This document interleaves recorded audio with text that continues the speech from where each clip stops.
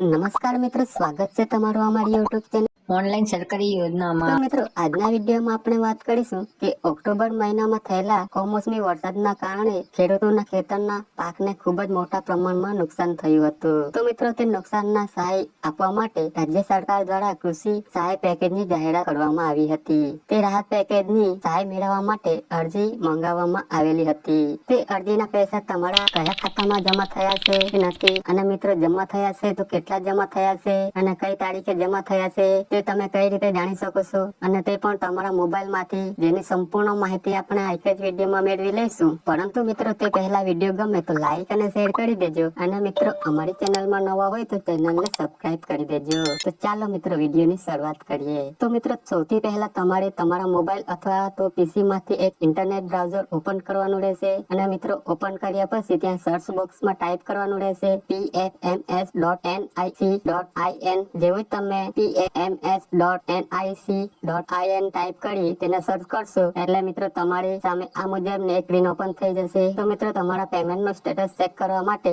સૌથી પહેલા તમારે અહીં જે 3 લાઈન આપવામાં આવી છે એના ઉપર તમારે ક્લિક કરવાનું રહેશે. જેવું જ મિત્રો તમે આ 3 લાઈન ઉપર ક્લિક કરશો ત્યાં તમને અલગ અલગ ઓપ્શન જોવા મળશે. ત્યાં તમને એક પેમેન્ટ સ્ટેટસનું એક ઓપ્શન જોવા મળશે, તેના ઉપર તમારે ક્લિક કરવાનું રહેશે. જેવું જ મિત્રો તમે પેમેન્ટ સ્ટેટસ ઉપર ક્લિક કરશો એટલે મિત્રો તમને અહીં આ મુજબની સ્ક્રીન જોવા મળશે. ત્યાં તમને બેંક એકાઉન્ટની માહિતી આપવાની રહેશે, જેમાં સૌથી પહેલા તમારે જે બેંક એકાઉન્ટ નંબર આપ્યો હોય તે બેંકનું નામ આ બોક્સમાં તમારે લખવાનું રહેશે. ત્યાં તમે બેંક સિલેક્ટ કરવાની રહેશે. મિત્રો બેંક સિલેક્ટ કર્યા પછી નીચે તમને આ બોક્સમાં તમારા બેંકનું ખાતા નંબર નાખવાનું રહેશે. ખાતા નંબર નાખ્યા પછી નીચે કન્ફર્મ કરવા માટે ફરીથી આ બોક્સમાં તમારે ફરીથી ખાતા નંબર કન્ફર્મ કરવા માટે નાખવાનો રહેશે. મિત્રો આટલી વિગત ભર્યા પછી મિત્રો તમારે નીચે એક કેપ્ચર કોડ નાખવાનો રહેશે. આટલે જે પ્રમાણે કેપ્ચર આપવામાં આવ્યો હોય એ પ્રમાણે અહીં આ બોક્સમાં કેપ્ચર કોડ નાખવાનો રહેશે. મિત્રો આ કેપ્ચર કોડ નાખ્યા પછી તમને નીચે એક સેન્ડ ઓટીપી નામનું જે ઓપ્શન છે તેના ઉપર તમારે ક્લિક કરવાનું રહેશે, અને મિત્રો તમારે જે બેંક ખાતામાં મોબાઈલ નંબર આપ્યો છે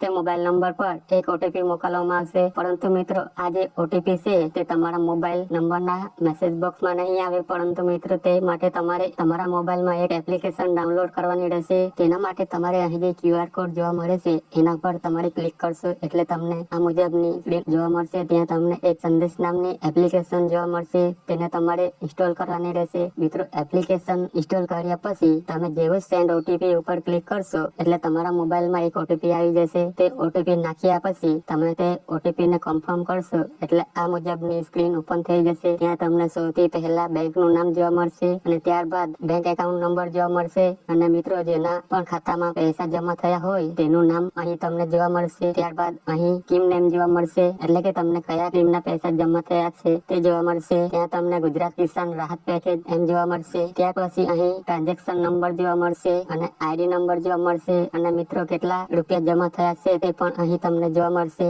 તો મિત્રો તમે તમારા મોબાઈલ માંથી કૃષિ રાહત પેકેજમાં રૂપિયા જમા થયા છે કે નથી તેની સંપૂર્ણ માહિતી તમે જાતે તમારા મોબાઈલ માંથી ચેક કરી શકો છો. તો મિત્રો આશા રાખું છું વિડીયો પસંદ પડ્યો હશે. જો મિત્રો વિડીયો પસંદ પડ્યો હોય તો લાઈક અને શેર કરી દેજો, અને મિત્રો આ ચેનલમાં નવા હોય તો ચેનલને સબસ્ક્રાઇબ કરી દેજો.